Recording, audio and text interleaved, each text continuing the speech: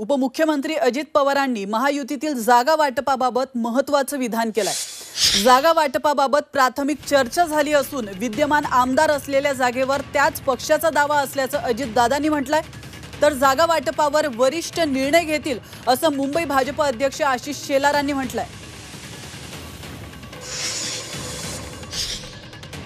चर्चा अशी झालेली आहे की सिटिंग जागा ज्यांच्या आहेत त्या जागा साधारण त्यांच्याकडे राहाव्यात, पण काही सिटिंग जागा देखील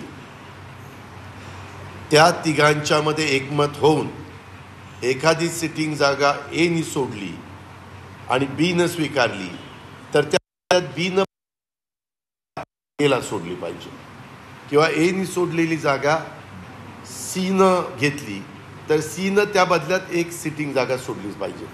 इथंच मध्ये काहीतरी आमचे प्रांताध्यक्ष तटकरे साहेबांनी एक स्टेटमेंट केल्यानंतर लगेच वेगवेगळ्या बातम्या विशेषतः दिंडोरीच्या बाबतीत आल्या। मी सर्वांना सांगतोय की याबद्दल साधारण सिटिंग जागा ज्यांना त्यांना राहाव्यात अशी प्राथमिक चर्चा झाली। प्राथमिक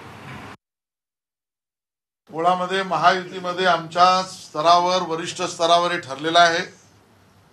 जागा वाटपाच्या विषयामध्ये जो निकष, जे उमेदवार, ज्या भूमिका एकनाथ शिंदेजी, देवेंद्र फडणवीसजी, अजितदादा पवार, रामदास आठवलेजी, अन्य आमचे मित्रपक्ष याचे प्रमुख नेते बसून ठरवतील, त्याच्यावर प्रवचन पुढे कुठल्याही प्रवक्त्याने करण्याचा अधिकार नाही।